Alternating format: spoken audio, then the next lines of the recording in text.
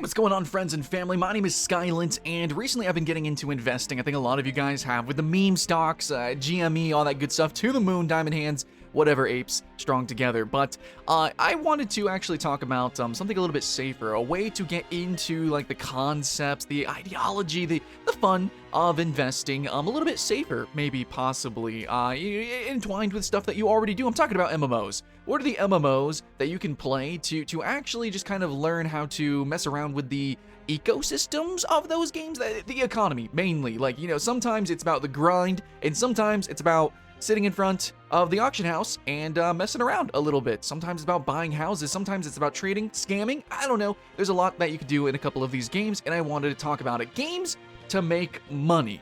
That's what it's all about. Now, not real world money, that could be a whole nother video, but I'm talking about, you know, like earning gold inside of these games and having fun doing it. Actually, in fact, a lot of like investing YouTubers got their start in a couple of these games. So let's keep the hype alive, friends and family. Here's my top 5. Okay, so we're going to start out with the number 1, the historic, and then probably the one that will carry on into the future, the one that's easiest to get into at the same time, just probably the best all around, right?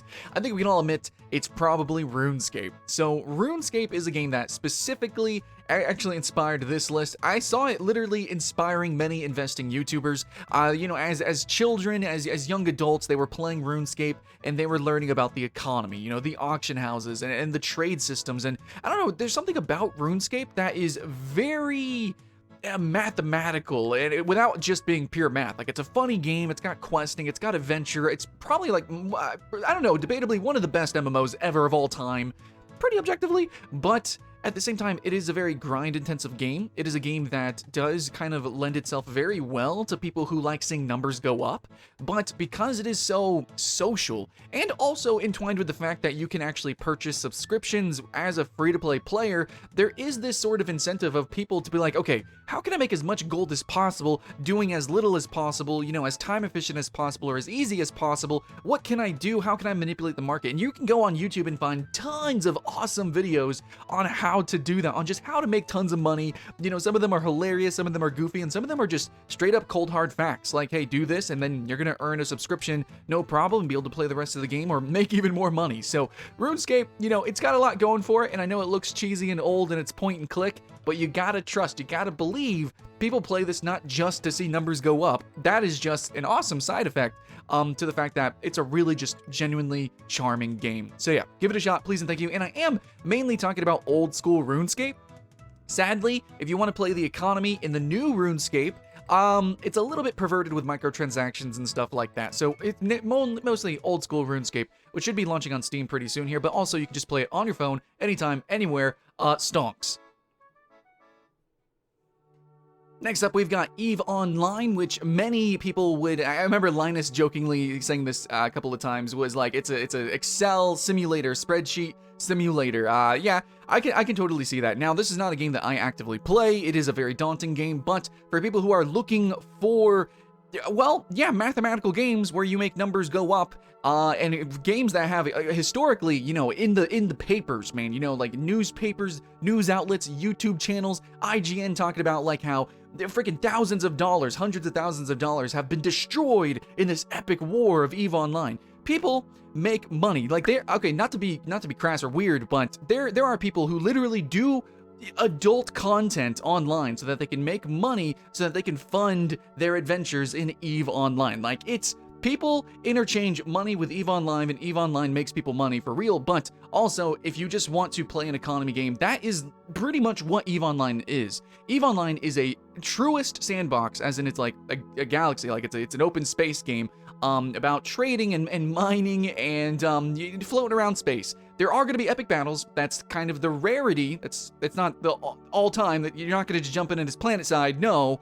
But it does have that potential, sure. But for the most part, it is going to be a political game. It's going to be a game about math and organization and kind of running a business, like a corporation, to be honest. People who run these guilds, way beyond me, okay? I'm just a kid, okay? I'm a child. I just like seeing pretty colors on a screen. I play games. I like shooting fireballs. So EVE Online, definitely a daunting experience, but for those who are probably typing in Google search, hey, what's some cool, you know, economy or investing style MMOs? Dude, yeah, EVE Online is definitely one of them. And next up, I do want to give an aside for people who do like pretty colors and more action combat style gameplay. And we have kind of a merger between EVE Online and RuneScape, and also a little bit of League of Legends in there too, and that's a title called Albion Online, which has a little bit of drama and controversy and politics, which I actually covered before historically, but then also it's got really fun dungeons and it's got really cool PvP. Even like one thing I love doing is, yeah, sure, you can gank and steal other people's loot and silver, whatever, but you can also just sit inside of towns and duel people for money. Yeah, so that's kind of what I do. I'm a champion, man, okay? I'm a duelist. Let's go 1v1 me, bro. But it's so fun that you can actually mix and match different armor pieces, and there's different rarities, and it's really hard to kind of level up in this game. So there really is this intensive factor of grind and progression, and it feels real good when you make a lot of money and you can afford to re-outfit yourself because you do lose your content. But you know, guilds, man, it's just like EVE Online. You gotta really work together. You gotta really kind of play like a corporation. And then there's this whole real estate aspect and like investing in a plot of land and putting like a shop there so people can actually use it to upgrade their bows or what have you. So there is a lot of cool stuff here. Oh, also Farmville, straight up. You can straight up have an island or a guild territory and just kind of play it like Farmville. Like you raise ponies and I don't know, crops and stuff and things. So if you want a game that has infinite progression just like RuneScape, a little more action combat, but then also has the guild politics and that kind of content, you know, working together with investing with other people like EVE Online, Albion Online is a really awesome merger of them. I hope that the mobile version becomes really refined, but it's a proper PC game, has that League of Legends style combat that I think a lot of you guys are going to appreciate. So yeah, definitely check this one out too. And next up, we've got Black Desert Online. So Black Desert Online, actually, if you just want to play it kind of like for the auction housing system, not gonna really work because it kind of works like the stock market-ish. Like it's kind of hard set, like people can't really set their own prices. It's a little bit weird. And there's also debatably some pay-to-win elements here and there depending on what you're trying to do. But in general, there is a ton of systems, and it is a sandbox game, so you can kind of skirt around them. But there's a ton of systems that's just like, it's all about trading. Like you can just be a trader. In fact, there is a class in this game that is hyper-focused on just doing the life skills, and I've already covered that actually. That's the footage you're seeing now is just from that class doing life skills. Like you can just fish, you can find different grind spots, sure. So yeah, it is very action combat. It is PvP focused, but I would say it's actually really kind of a fun solo game. It's a fun solo game to just grind and see numbers go up, and with such a huge spectacle as well. So yeah, you are gonna lose a little bit of social aspects with the auction house and with trading and stuff like that. But if you focus this game like an action RPG that also has like trading mechanics and sailing and weird hunting mechanics and things like that. Literally, there is actual investing in the game. You can invest gold, and you can actually buy houses, and you can have like this worker empire. You literally create like an NPC company. So it's maybe a really easy way to kind of get into this style of gameplay, and it was actually my first entrance into this style of gameplay. I've always evaded auction houses and stuff like that, any sort of trading in MMOs, and then with Black Desert Online, it's like, oh, it's kind of, okay, it's like through NPCs and you do this and that, and okay, no, I'm starting to understand it. It's like a MMO simulation almost. Don't worry, BDO is an MMO, but a lot of the game is really kind of a simulation of an MMO, so it's hard to describe, but it's a really cheap game, fun game that has, you know, actually, even debatably, even the character creator is a way of investing, because you can invest in sort of like karma or like popularity points. Anyways, there's a lot of different ways to make an impact in this game and learn about investing and changing money, trading multiple different types of currencies even. So definitely something to not overlook just because it's really weird. It doesn't really hit any super note for any one person, like just an action RPG player, a PvP player, or what have you. But in terms of, yeah, making numbers go up 110 billion%, especially if you do like grinding, because there is no level cap technically, I guess. You can always refine and always get a little bit better. This is the game. And finally, we have the only theme park MMO that I really felt deserved a spot on this list just because it's weird and unique, and obviously it's got its heritage and its inspiration of why it is the way it is, and that's Elder Scrolls Online. Historically, you have been able to do some really weird and gimmicky things in Elder Scrolls games, you know, trading gold for different items and becoming really OP.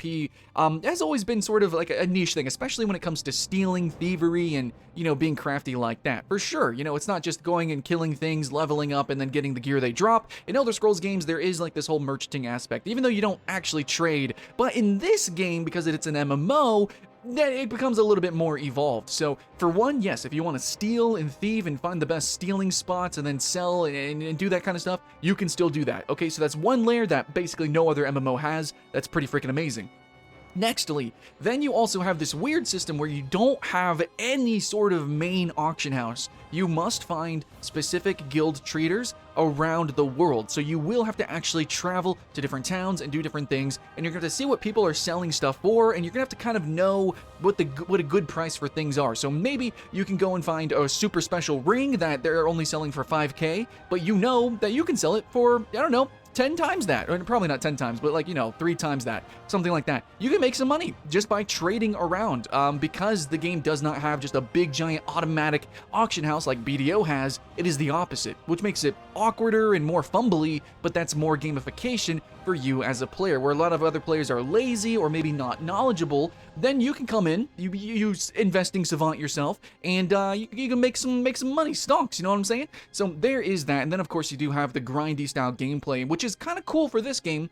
I wish I could have mentioned Guild Wars 2, but Elder Scrolls Online is more horizontal when it comes to the end game. So there are multiple paths that you can take, which means lots of different players are playing in different ways, and they need lots of different items, different types of armor sets for maybe doing specific different tasks, which means that the economy isn't just linear like you might see in modern World of Warcraft, where it's like everyone pretty much buys the one thing. You know, a bunch of games actually have this problem. Elder Scrolls Online, a little bit more variety, so you might actually have more options to play around with, you know, how you want to actually make your money. In a way, it is pretty straightforward. You go here, buy something, sell it here, but then again, I think this is the only theme park that actually has that added layer of obscurity to its auction house system, being guild traders and stuff like that. Not only that, but you can also do some weird stuff with NPCs and crafting. So crafting's kind of a big deal in Elder Scrolls Online, though you are going to want to have the premium subscription, I think, for the pouch, so you get more ingredients. Whatever, there's like a lot going on with Elder Scrolls Online that just kind of makes it one step more awkward, but also more fun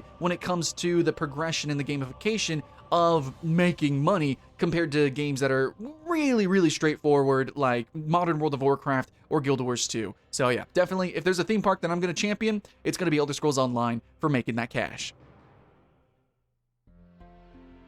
So yeah, that's going to be my list. Friends and family, hopefully you guys have fun learning about investing and learning about making money and being a little bit more financially literate by these, you know, these very weird systems, these very weird, I guess you could say, simulations of real life. I don't know.